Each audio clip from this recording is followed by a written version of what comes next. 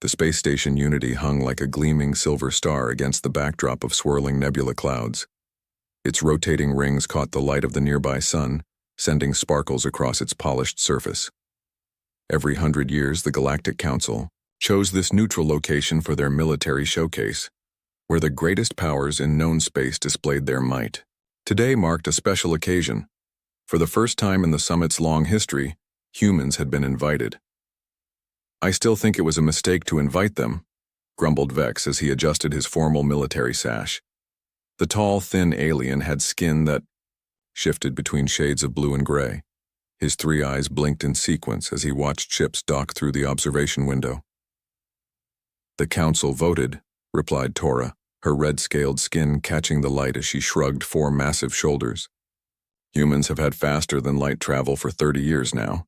Rules say any species with FTL capabilities gets an invitation." "Rules can be bent," Vex countered. "What do they have to show us anyway? Their ships are like children's toys compared to ours." Across the gleaming reception hall, 3 other military leaders engaged in similar conversations. Mech, with his insect-like features and clicking mandibles, was explaining to anyone who would listen how his people's ships could outmaneuver any human vessel. Grell, whose rock-like skin made him look like a walking statue, laughed loudly at the idea of humans building anything that could withstand a real attack. And Pax, whose delicate features and glowing eyes hinted at mental powers beyond normal comprehension, simply smiled in quiet amusement. The 5 of them represented the most powerful military forces in the galaxy, and all of them agreed on one thing: humans did not belong here. The main doors slid open with a soft hiss. Conversation halted as a single figure walked into the hall. The human was not what they expected. He wore a simple dark blue uniform with minimal decorations, and his face showed neither excitement nor nervousness. Just calm focus. "Commander Jack Reynolds," announced the station's AI, "representative of Earth and the Sol System Defense Force." Jack nodded politely to the room. "Thank you for the invitation. Earth is honored to join this historic summit." Vex approached first, towering over the human by at least 2 feet. "Commander Reynolds, I am Supreme Admiral Vex of the Azuri Empire. I must say, we were surprised when we heard humans would attend this year." "Good surprises make life interesting, Admiral," Jack replied with a small smile. Tora joined them, her heavy footsteps making the floor vibrate slightly. "Battlemaster Tora of the Krell Dominion. Your species has achieved much in a short time. Human. But this summit showcases the pinnacle of military achievement. I hope you won't feel too overwhelmed." "I appreciate your concern," Jack said, his expression remaining neutral. "I'm here to learn as much as to share." One by one, the other alien leaders introduced themselves, each greeting containing a thinly veiled suggestion that humans were out of their league. Chief Strategist Mech of the Hive Collective, War General Grell of the Stone Confederation, Thought Admiral Pax of the Lumina Concord. Jack greeted each with the same quiet respect, neither boasting nor showing any sign of intimidation. The station's AI chimed again. "All representatives have arrived.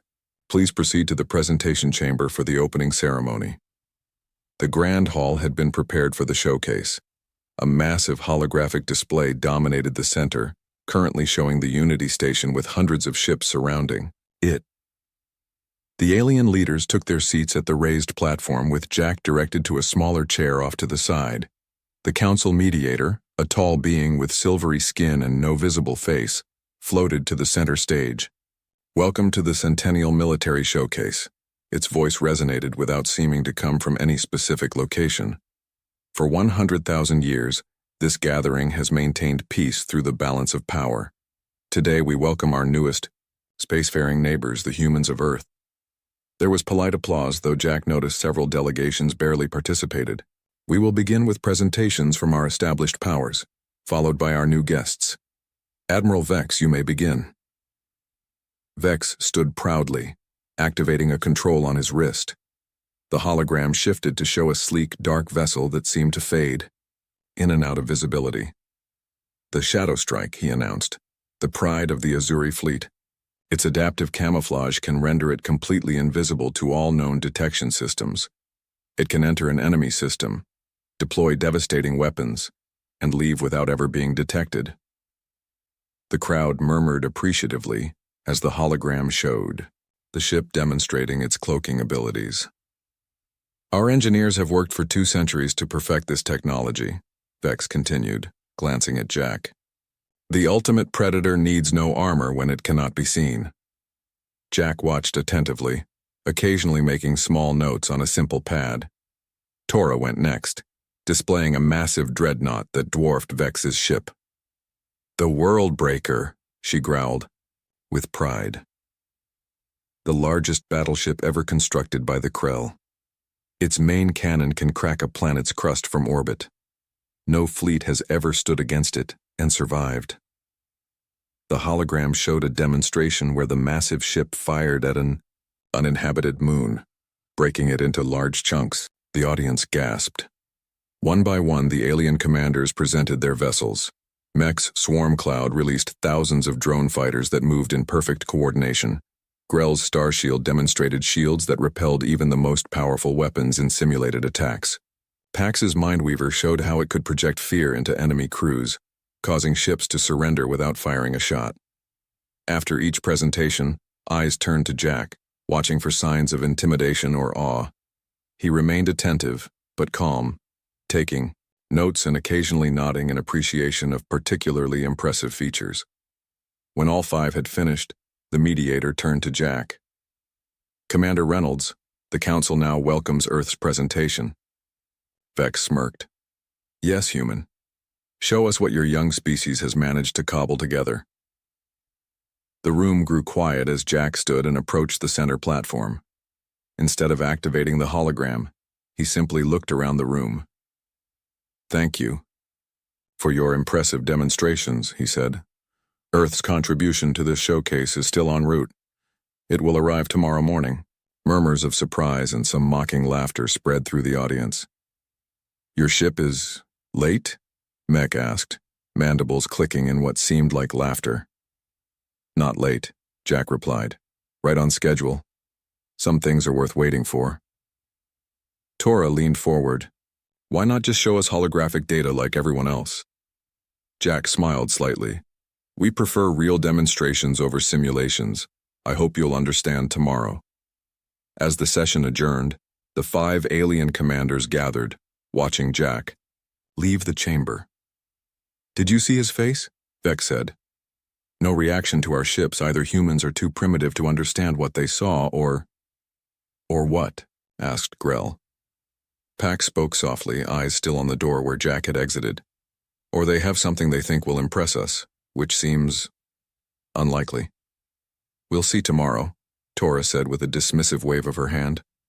Though I suspect we'll all be very underwhelmed. None of them noticed the small smile on Jack's face as he walked down the corridor, or the quiet message he sent from his wrist device. Stage set. Bring her in. 5 aliens boasted about their battleships until they witnessed ours Part 2. The boasts, the evening reception aboard Space Station Unity, glittered with the light of 1,000 stars. Representatives from every corner of the galaxy mingled in the Grand Observation Dome, their diverse forms creating a living tapestry against the backdrop of space. Floating servers carried drinks of every color while diplomats and military officers discussed the day's presentations. Jack Reynolds stood alone by the curved viewport, watching the alien ships that surrounded the station. Each vessel was positioned, to be clearly visible, a floating testament to their creator's pride. Admiring superior technology, human? Jack turned to find Vex approaching, 2 drinks in hand. The Azuri Admiral offered one to Jack, who accepted with a nod. I appreciate good engineering when I see it, Jack replied, taking a small sip. The liquid tasted like cinnamon and something he couldn't name. Your reaction to our presentations was interesting, Vex said, his 3 eyes blinking in sequence. Most newcomers are overwhelmed. Jack smiled. Earth has a saying, never show. Your card's too early in the game. Cards? Game? Vex's translator seemed confused. It means don't reveal your strengths until the right moment. Before Vex could respond, Tora's booming voice called out across the room. There he is! The human who keeps us waiting! The massive red-scaled alien commander pushed through the crowd, followed by the other 3 alien leaders. Why so mysterious about your ship, Commander? Tora asked, looming over Jack. Surely you could show us at least a diagram. Jack took another sip of his drink. I prefer to let actions speak louder than words. Another Earth saying. Mech's mandibles clicked rapidly, the insectoid alien's equivalent of a chuckle. Perhaps there is nothing to show. Perhaps this is just human... What is your word? Bluffing. That would be unwise, Jack replied, his voice calm but firm. Earth doesn't bluff about military matters. Grell, the stone-skinned commander, rumbled with laughter. His voice sounded like rocks grinding together. Tell us, human, what could your species possibly create that would compare to what you saw today? You've had space travel for what, a century? We've been crossing the stars for thousands of years. Jack turned to face all 5 alien commanders. The room had grown quieter as others noticed the confrontation. You're right that we're newcomers to space, Jack admitted. But you're wrong. To think that means we're behind in all ways. Pax, who had been silent until now, stepped forward. The Lumina commander's glowing eyes studied Jack intently. You speak with unusual confidence for someone whose people have never attended this summit before. Experience isn't always measured in years, Jack replied. Sometimes it's measured in intensity. What does that mean? Tora demanded. Jack looked around at the 5 alien leaders. How many wars has your species fought in the last 500 years, Battlemaster Tora? The question seemed to surprise her. 3 major conflicts. All victories for the Krell Dominion. Jack nodded, then looked to each alien in turn, asking the same question. 2 wars of expansion, Vex answered. The Hive has fought 4 defensive wars, clicked Mech. 1 great war, 3 centuries ago, rumbled Grell. The Lumina avoid physical conflict when possible, Pax said softly. 1 defensive action in recent history. Jack nodded again. Earth's history includes over 15,000 recorded wars. Before we reached space, we fought over 300 major conflicts just in the last 500 years. Our most devastating war killed nearly 100 million people in 6 years. The alien commander stared at him in shocked silence. That's barbaric, Vex finally said. That's survival, Jack corrected. We learned to build better weapons because we had to. We perfected military technology because failure meant extinction. You're proud of this violent history? Pax asked, her glowing eyes dimming slightly. Not proud, Jack said, his expression serious. But we don't deny what it taught us. While your civilizations were enjoying peace among the stars, we were testing weapons against each other that could level cities in seconds. An uncomfortable silence fell over the group. Other guests had stopped their conversations to listen. Tora broke the tension with a forced laugh. Big talk from a small species. Tomorrow, we'll see if there's any truth to it. Indeed we will, Jack replied. The reception continued, but the 5 alien commanders kept their distance from Jack for the rest of the evening. They gathered instead at the far side of the dome, speaking in low voices. Do you believe what he said? Mech asked. 15,000 wars? Impossible, Grell rumbled. No species could survive that much conflict, unless they became very, very good at warfare, Vex pointed out. Tora shook her massive head. Talk is easy. Tomorrow we'll see this supposed human warship. I expect to be underwhelmed. I'm not so certain, Pax said quietly. I sense no deception. From him, only anticipation. Across the room, Jack caught fragments of their conversation with his enhanced hearing. The slight smile that touched his lips went unnoticed as he turned back to the viewport, his eyes finding a particular spot in the distant darkness of space. Morning came to Space Station Unity as its rotation brought the main habitation ring into the light of the system's sun. Jack stood in his quarters, straightening his uniform before a mirror. His communication device chimed softly. Reynolds here. Commander, this is Captain Lin. We're ready when you are. Perfect timing. Hold. Position just outside sensor range until I give the signal. Understood, sir. The crew is looking forward to the reveal. Jack smiled. So am I, Captain. Reynolds out. When Jack arrived at the presentation chamber, he found all 5 alien commanders already there, along with most of the summit attendees. The room buzzed with speculation about the human ship. Commander Reynolds, the mediator's voice echoed.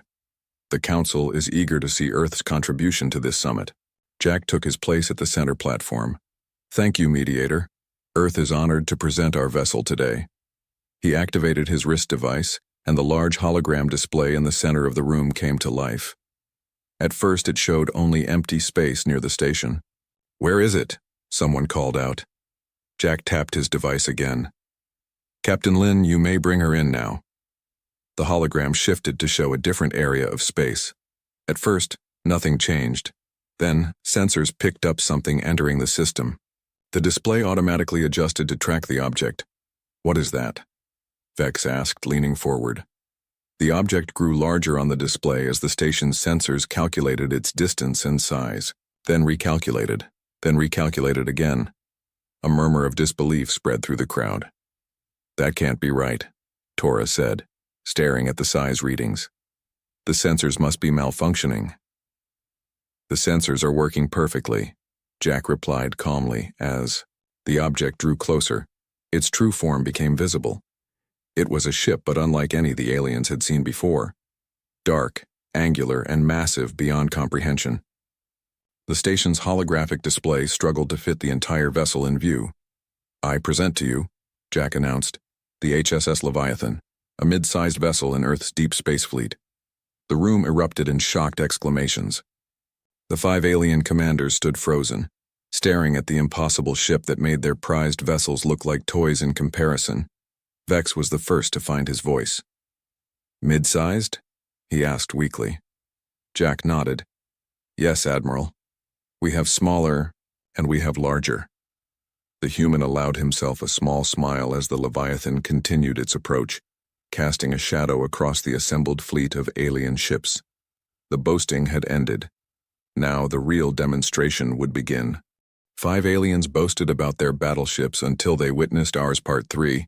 The revelation, the presentation chamber of Space Station Unity had fallen into stunned silence.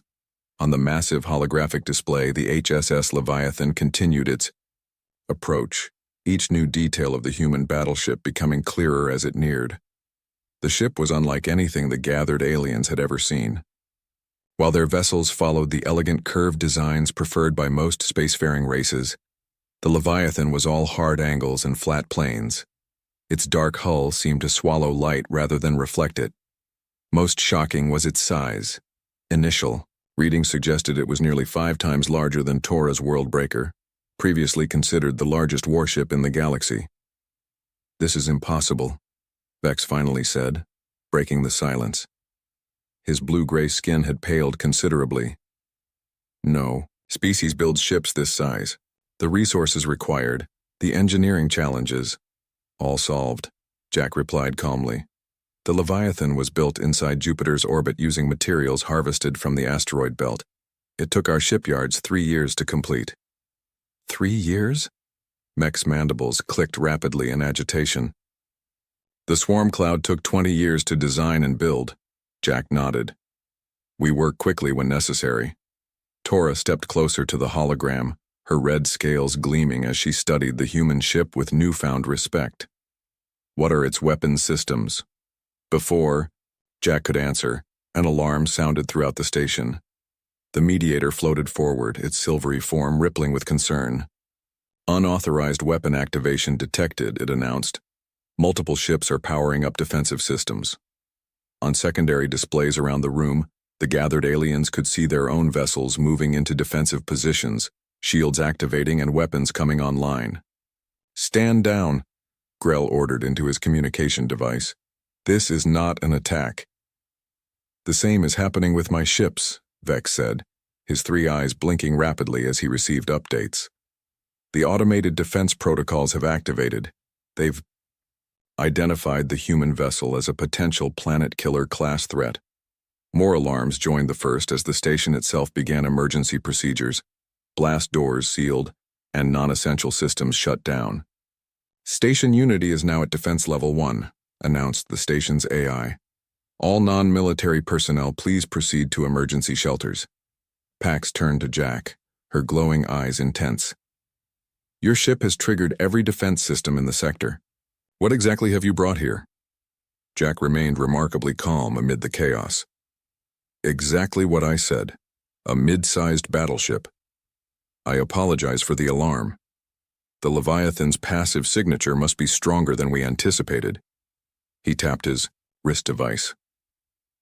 Captain Lin, power down all offensive systems and broadcast peaceful intentions on all frequencies. The voice that replied was clear and professional. Already done, Commander. We're showing full transparency to the station and all vessels. No weapons hot, shields at minimum. Slowly, the alarms quieted. The 5 alien commanders huddled together, speaking in urgent tones as they communicated with their respective ships. Jack turned to the mediator. With your permission, I'd like to invite the 5 commanders aboard the Leviathan for a tour. It might help ease concerns. The mediator's featureless face gave no indication of emotion, but its voice sounded surprised. You would allow foreign, military leaders aboard your vessel? Of course, Jack said. This is a showcase after all, and Earth has nothing to hide. The 5 alien commanders exchanged looks of uncertainty. Finally, Vex stepped forward. I accept the invitation, he said. The others followed his lead, though Grell did so with visible reluctance. Excellent, Jack said. We'll take a shuttle from the station's main bay in 1 hour. The journey to the Leviathan took longer than expected. What had appeared close in the holographic display was actually much further away, another indication of the ship's true size. As their shuttle approached, the 5 alien commanders pressed against the viewports, unable to hide their awe. From this distance, the Leviathan blocked out the stars behind it, a dark mountain floating in space. By the void, whispered Tora. It's even bigger than the scan suggested. Our sensors had difficulty calculating its true dimensions, Jack explained. The hull material absorbs most scanning waves. The shuttle entered a massive bay that could have housed any of the aliens' flagship vessels, with room to spare. Inside, everything was orderly and efficient. Hundreds of smaller craft, fighters, bombers, and support ships were arranged in perfect rows. Crew members in dark uniforms moved with purpose, barely glancing at the arriving shuttle. When they disembarked, a woman in a captain's uniform was waiting. Welcome aboard the Leviathan, she said with a crisp salute. I'm Captain Lin. Commander Reynolds has arranged a complete tour of our vessel. How many crew members does this ship require? Asked Mech, watching the humans moving about the bay, the Gombiu. Leviathan operates with a standard complement of 15,000 personnel, Captain Lin replied, though it can function with as few as 500 in emergency situations. 15,000? Grell rumbled in disbelief. The Star Shield requires only 2,000. Different design philosophies, Jack said with a slight smile. We believe in redundancy. The tour began with the ship's bridge, a massive command center with stations for hundreds of officers. Displays showed every aspect of the ship's operations, from engineering to weapons to navigation. Unlike the colorful holographic interfaces of alien vessels, the human controls were practical and straightforward. Your technology seems less advanced than I expected, Vex observed, studying a navigation console. We favor reliability over flash, Captain Lin replied. Every system has at least 3 backups. Nothing fails completely. As they moved deeper into the ship, the alien commanders saw crew quarters, medical facilities, and recreational areas, all suggesting the Leviathan was designed for long deployments. This ship could remain operational for years without resupply, Pax noted. 5 years is the standard deployment, Jack confirmed. Though we've never tested the full duration, the engineering section revealed massive fusion reactors that powered the vessel. Chief Engineer Park, a stocky man with calloused hands, explained the basics. 6 primary reactors, 12 secondaries, he said proudly. Enough power to run a small moon colony. But it was the weapons control center that finally silenced all doubts. Row after row of weapons officers monitored systems that made the aliens' most destructive technologies look primitive by comparison. Kinetic impact rails, Weapons Officer Rodriguez explained, pointing to one section. They accelerate projectiles to near light speed. No shield can stop them. Plasma lance batteries, she continued, indicating another area. They can cut through capital ships like butter.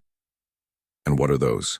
Tora asked, pointing to the largest display, where officers monitored massive cylindrical objects.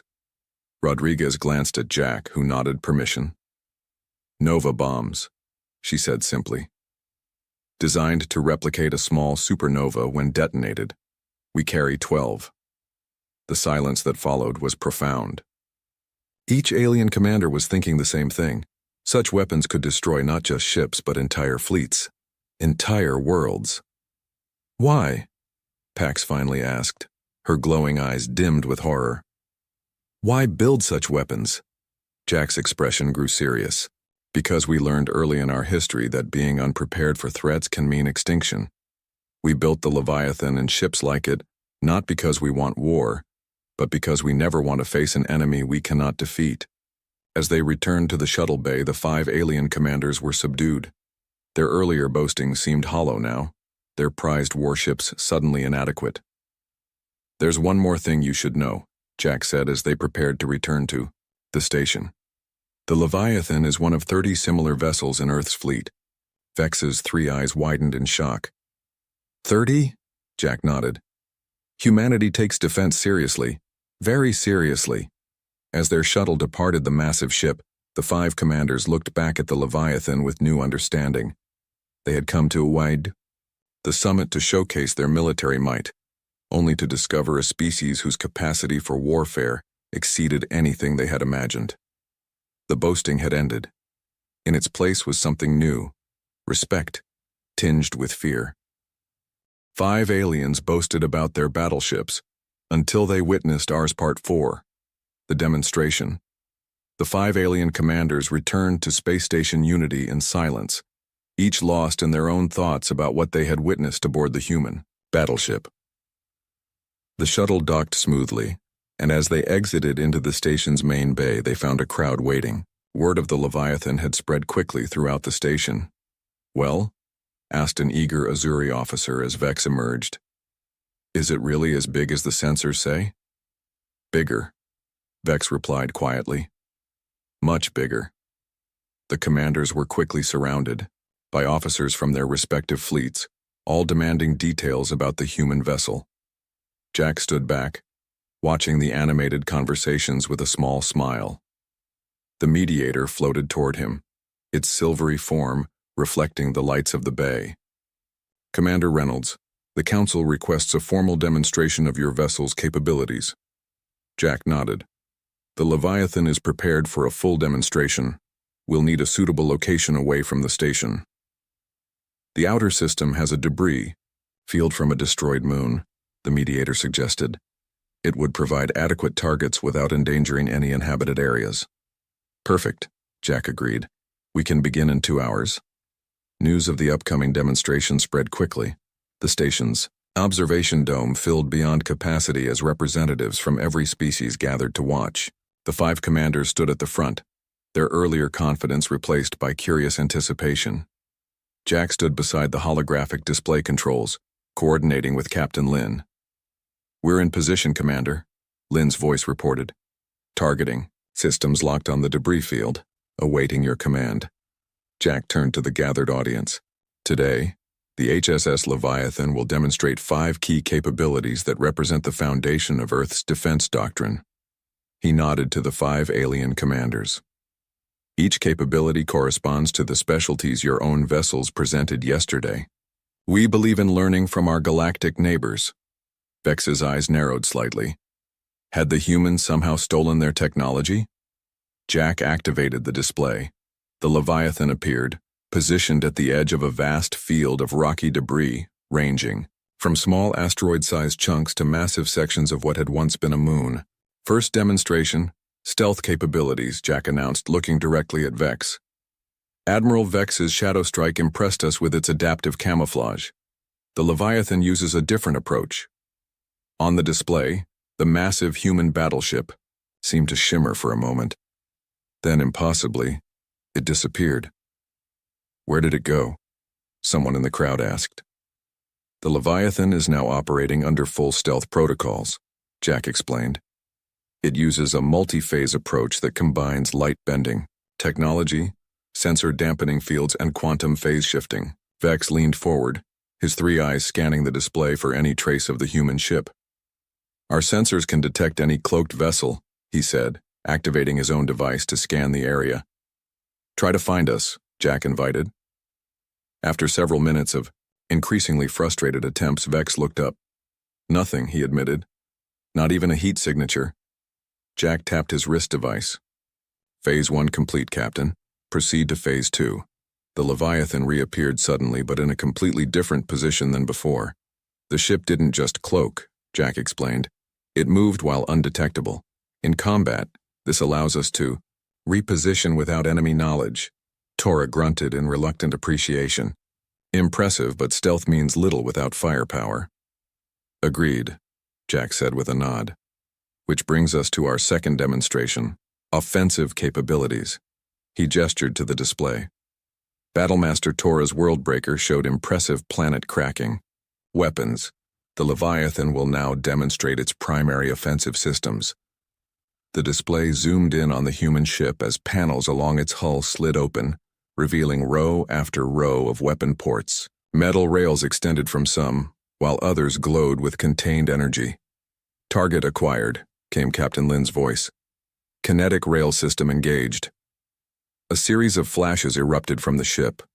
On the display, several massive chunks of the debris field simply disappeared, transformed instantly into expanding clouds of dust. Those projectiles hit at 98% of light speed, Jack explained. The kinetic energy alone is enough to vaporize most materials instantly. Before the audience could react, the Leviathan shifted position. New weapon systems activated, sending beams of blinding energy into the debris field. Where they touched, moon fragments melted and then boiled away into nothingness. Plasma lance batteries, Jack continued, capable of cutting through any known hull material. Tora's massive form had gone still, her forearms crossed tightly across her chest as she watched her specialty being matched and exceeded. Third demonstration, Jack announced. Drone capabilities. Mech's mandibles clicked nervously as the human ship's massive bay doors opened. What emerged was beyond anything the insectoid commander had imagined. Not hundreds, but thousands of small craft poured from the Leviathan, each moving independently yet in perfect coordination with the others. Our autonomous combat drones are AI-controlled, Jack explained. Each operates with tactical independence but strategic coordination. The swarm of drones flowed like water through the debris field, navigating complex paths at incredible speeds. When they attacked, they did so with precision that left mechs speechless. The smallest fragments of the destroyed moon were targeted and eliminated with surgical accuracy. The Leviathan carries 10,000 combat drones, Jack added. This is approximately 20% of its full capacity. Mech's exoskeleton seemed to pale. The swarm cloud, his pride and joy, carried only 2,000 drones. Fourth demonstration. Defensive systems, Jack continued, nodding to Grell. General Grell's Starshield showed impressive defensive capabilities yesterday. The display split to show a different angle. The Leviathan recalled its drones and positioned itself before a particularly massive chunk of the destroyed moon, easily, the size of a small asteroid. Captain Lin will now demonstrate our multi-layer defense grid, Jack said. On the display, the rocky mass accelerated toward the human ship, pushed by hidden engines that had been placed earlier. Impact in 10 seconds, announced Captain Lin's voice. A shimmer appeared around the Leviathan as its shields activated. But unlike the solid-looking barriers of alien ships, these shields appeared in distinct layers, one after another. The asteroid slammed into the outermost shield and disintegrated, not into large chunks but into fine dust that harmlessly washed over the subsequent shield layers. Our defensive approach uses sequential fields, Jack explained. The outer shields break down incoming objects or energy weapons. Each subsequent Layer handles a specific type of threat. Nothing has ever penetrated all 7 layers. Grell's rocky face was impossible to read, but his massive hands had clenched into fists. Finally, Jack said, turning to Pax. Our 5th demonstration. Psychological warfare countermeasures. Pax's glowing eyes widened. You cannot demonstrate that here, she protested. My ship is not even attempting to use its abilities. Precisely, Jack said with a slight smile. The Leviathan's psi-dampening field has been active since it entered the system. Had your Mindweaver attempted to use its psychic technology, your crew would have experienced discomfort. Pax took an involuntary step back. That's impossible. No species has developed effective counters to Lumina mental projection. Humanity has faced many challenges throughout our history, Jack replied, including ones that attacked our minds rather than our bodies. We adapted. The demonstration complete, Jack deactivated the display. The observation dome fell silent as the gathered representatives tried to process what they had seen. The 5 capabilities I've shown you today represent only a fraction of the Leviathan's full systems, Jack said. Earth came late to the stars, but we brought with us thousands of years of military innovation. He looked at each of the 5 commanders in turn. We didn't develop these technologies to threaten our neighbors. We developed them to ensure that humanity would never again face an existential threat without the means to defend itself. As the crowd began to disperse, discussing what they had witnessed in hushed, urgent tones, the 5 alien commanders gathered, together. This changes everything, Vex said quietly. If the humans have 30 ships of this capacity, then they could dominate the galaxy if they wished. Tora finished. Yet they haven't, Pax observed. They've kept to their own systems, developing these ships in secret. Mech's mandibles clicked thoughtfully. The question is, what do they want now? 5 aliens boasted about their battleships until they witnessed ours Part 5. The understanding, the final day of the Galactic Council's military summit began with an atmosphere of tension.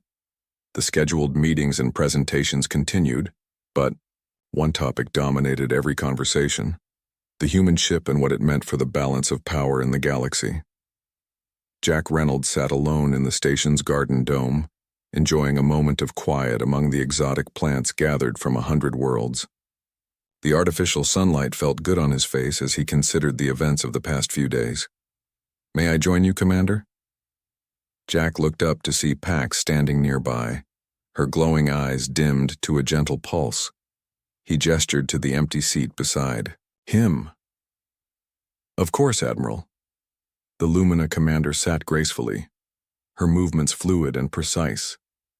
For a moment, she simply observed the garden in silence. This is my favorite place on the station, she finally said.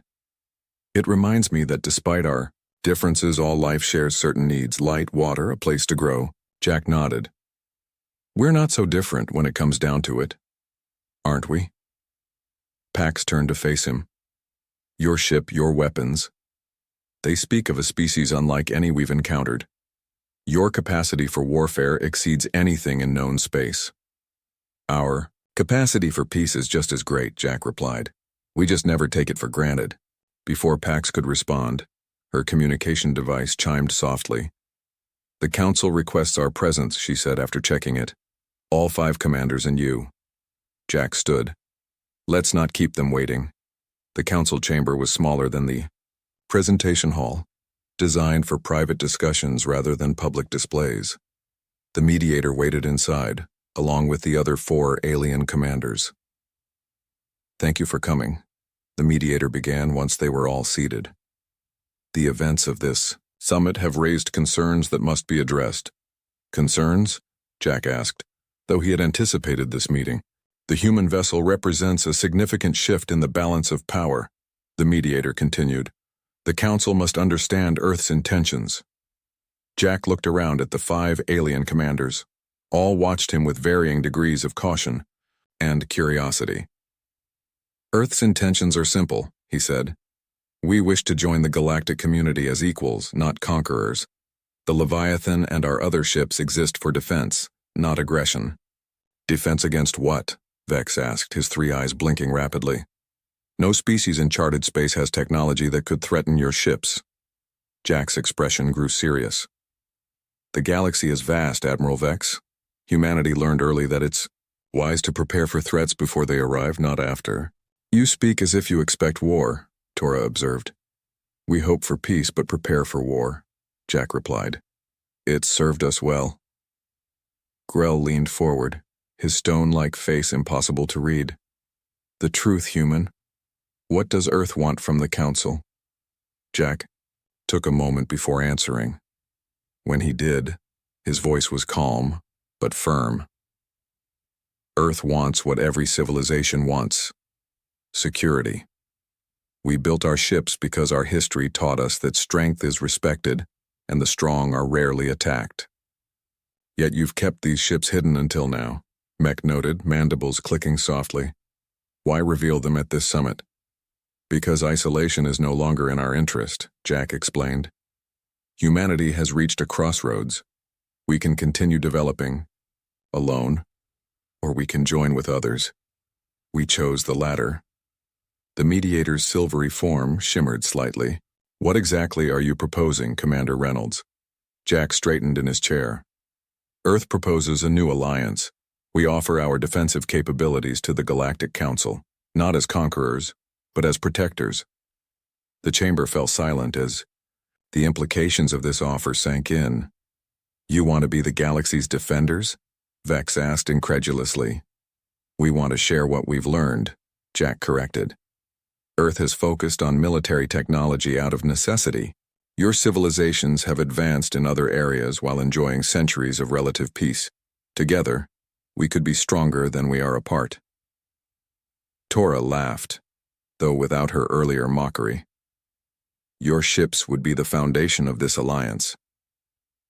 Initially, yes, Jack agreed. But we're offering more than ships. We're offering partnership. Pax's eyes glowed brighter as she considered this. A partnership where each contributes their strengths, your military technology combined with our advancements in other fields. Exactly, Jack said with a nod. Earth doesn't seek to rule. We seek to belong while doing what we do best, protecting our own. The five commanders exchanged glances. A silent communication seemed to pass between them. The Council will need to vote on such a proposal, the mediator reminded them. All member species must have a voice. Of course, Jack agreed. Earth is patient. 3 days later, the vote was held.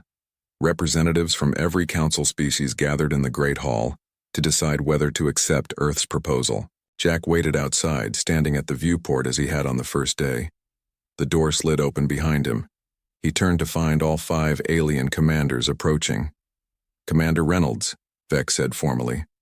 The Council has reached its decision. Jack straightened, preparing himself for either outcome. Earth is accepted as a full member of the Galactic Council, Vex continued. Your proposal for a defensive alliance has been approved with certain conditions. Jack let out a breath he hadn't realized he was holding. The conditions? Knowledge exchange, Mech explained, mandibles clicking excitedly. Your military technology for our advancements in medicine, energy, and exploration. Training programs, Tora added. Your officers will train with ours and ours with yours. Oversight committees, Grell rumbled, to ensure the alliance serves all equally. And cultural exchange, Pax finished, her eyes glowing warmly. To build understanding beyond military cooperation. Jack smiled. Earth accepts these conditions, then it is settled, the mediator announced, floating into the corridor to join them. The Galactic Defense Alliance is formed, with Earth as a founding member. As they walked together toward the Great Hall where the other representatives waited, Vex moved beside Jack. I must ask, Commander, the Azuri Admiral said quietly.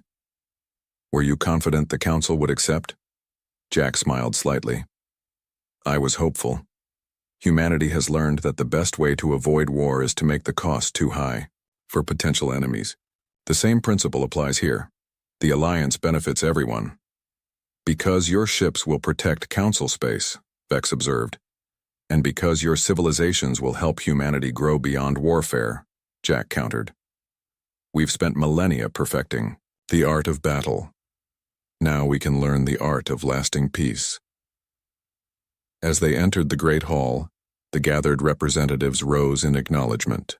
The 5 alien commanders who had once boasted of their battleships now stood alongside the human whose ship had humbled them all, yet there was no resentment in their posture, no bitterness in their eyes. Instead, there was something new: respect, acceptance, and perhaps even a touch of gratitude. The galaxy was changing. The species that had come late to the stars had brought with them something unexpected, not just unmatched weapons, but a perspective forged in fire and tempered by hard-won wisdom. That evening, as the Leviathan prepared to depart for Earth, with news of the Alliance, Jack stood once more in Unity's observation dome. The 5 commanders joined him, watching as their own vessels moved into formation around the human battleship, not in challenge, but in escort. To think, Tora said with a rumbling laugh, we once boasted about our ships. Your ships are still impressive, Jack assured her. They're simply different. Different, Pax repeated thoughtfully. Perhaps that is what makes this alliance valuable. Not sameness, but difference, each contributing what others cannot. As they watched their ships move together through space, the 5 alien commanders and the humans stood not as rivals but as allies. The boasting was over. Understanding had taken its place. And somewhere in the vast darkness beyond, whatever unknown threats might exist would soon learn that the galaxy was now defended by both the wisdom of ancient civilizations and the fierce determination of its newest member. Humanity had arrived among the stars, not as conquerors, not as subjects, but as guardians.